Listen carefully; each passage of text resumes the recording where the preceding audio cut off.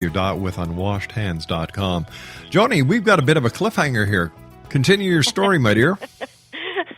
So in runs this person from the lab saying, "Oh no, gown up. Everybody in the room, gown up." And we had to start putting stuff on, things on her face and her hands and gowns, and they're saying, "This is a highly resistant bacteria." And so they started, everybody's running around. And then after a few hours, they came in, they said, "You know what? If this spreads in our hospital, it could kill our chemo patients, our elderly, and the sick, the people, even babies." So they said, "Really, you need to go home. You are more dangerous here at this hospital than you are at home." Wow.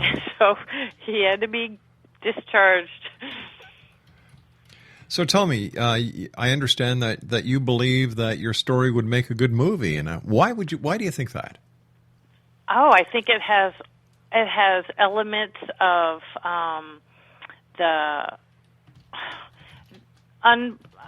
it's hard for me to knowing that a doctor could.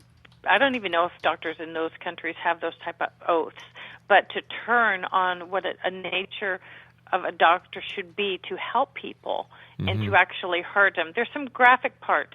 He let something that I couldn't say over the radio. It's just too graphic. It's in the book. I could describe it better. But then you have the element of my loss. There's other stories where he actually coming home, he required a third surgery in a third world country that required a month's recovery. And had I not been there, I believe he would have died in his sleep. That doctor's dirty hands caused an internal fever, and it was burning a hole inside of his stomach sheath lining. There's so many miracles to this story.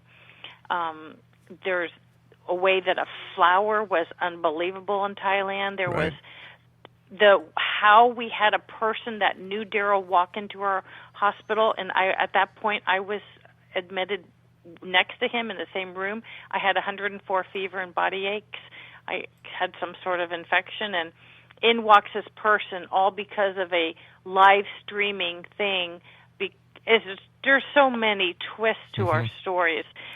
Something fell. A laptop fell on our flight going home, and it fell, of all places, on my husband's abdomen. They had to radio on the plane, "Is there a doctor on the plane?" And all of this happened. You could call Delta. They had to call ahead to Japan and have somebody whisk him into a medical room. It was really the story that would not end. But it has ended. It has, and we've been to many countries, and many people have written me amazing letters that the book has brought them much encouragement, much hope.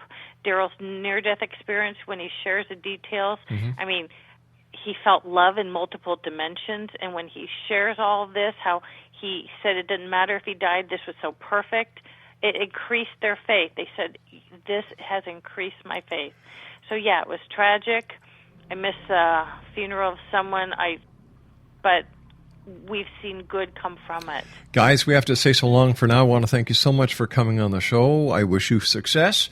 And, Daryl, I'm glad that you're okay, and may you have safe trips no matter where you go around this great big world of ours. And I wouldn't wear your United States Air Force T-shirt anymore, unless you're here in the States or in Canada.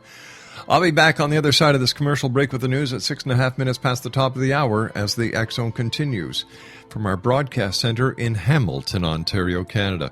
Visit us online at www.xzoneradiotv.com and our podcast page at xzonepodcast.com. We'll be back on the other side of this break with yours truly, Rob McConnell. Don't go away.